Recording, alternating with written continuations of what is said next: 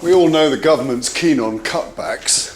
It says they are needed to fix the economy and that we are all in it together. But I wondered, who is bearing the brunt of all the belt tightening? The super rich? The big corporations who can afford it? Or ordinary families? So, I thought I'd ask a well-known search engine. Let's start with families. Mums, for example. How are mothers doing under the current government? Cuts in the support for women will leave mothers £13 billion worse off over the course of the current Parliament. Figures produced by the House of Commons Library. Okay, we can't argue with that. What about the elderly? Spending on social care, that's care homes, home visit, Meals on Wheels, has been slashed by more than 20%.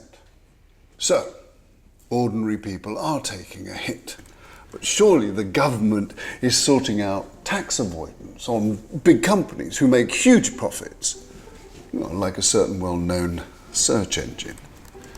How much UK tax did Google pay last year?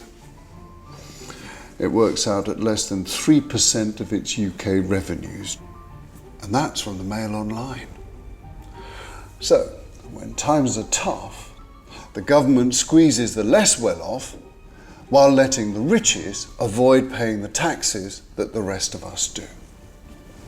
Which would explain why David Cameron's former Work and Pensions Secretary, Ian Duncan Smith, described George Osborne's latest budget as divisive and deeply unfair.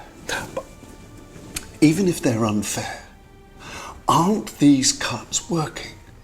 Has George Osborne succeeded in getting rid of the deficit and cutting the debt as he promised? No.